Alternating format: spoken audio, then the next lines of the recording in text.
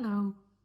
Today, in our first theme, we're going to talk about the power of rituals. Rituals that support you and not restrict you. Because sometimes rituals can sound a bit strict, like it's a set of actions that should always be the same. And if you diverge from that, you failed or something. No, rituals are for you. Rituals should move along with how you feel, where you are in your life. And I will give you a little example. About 2 years ago, while I was going through my divorce, I decided to stop drinking alcohol. And that was one of the best things I've ever done.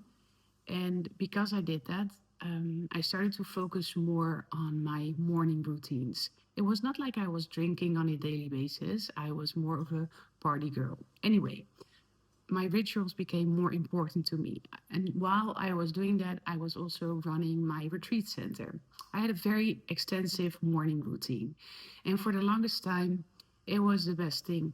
It was really the best thing. It made me feel so in control of my own life. And yeah, like I was already winning before my morning had even started. At some point, I moved to Tarifa. I let go of my retreat center. I moved home. I started a new business. I got a new relationship.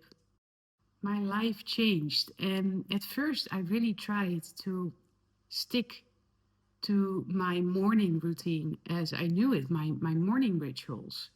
But for some reason, because my life changed, I couldn't live up to the morning my morning routine the way it was, and I constantly felt like I was failing. But you know, your morning ritual isn't supposed to make you feel like that. I realized at some point. So what did I do? I adapted my morning ritual to this new phase in my life.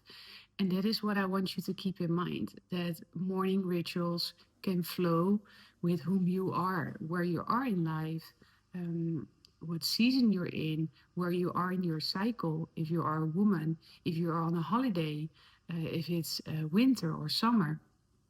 So you can mix and match. And maybe one of the menus that I included in this guide can help you to create a morning routine or an evening routine if you are more of a night owl um, that makes you thrive. And hey, I am mostly focusing now on morning and evening routines or rituals, but you can also have a monthly ritual. You know, according to the moon, for example, you can evaluate how the past month went and what you would like for the new month. You know, you can think of rituals, aka routines, that support you in life. And it doesn't have to be anyone else's. What is also helpful to know is that it's all about small daily choices. And those small daily choices, they have a long-term impact. So maybe don't make like a 10-step ritual right away if you haven't worked in your own life with a ritual before. But see if there is a small daily choice that you can stack to a habit that you already have. For example, brushing your teeth. I'm assuming that most of us do that. Well, maybe after you've brushed your teeth, you can sit down for 5 minutes and meditate, something like that.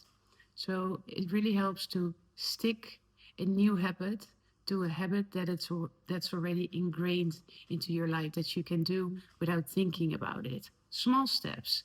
And if you have that new habit stacked, maybe you can see if you can stack another one on top. Okay? You can also really see rituals as anchors. For example, if I'm traveling and I'm at the other side of the world and the time zone is different, but I have a few things that I can do in the morning to kickstart my day, I right away feel anchored, grounded. So I start my day with a little movement and some journaling, and then it doesn't really matter where you are.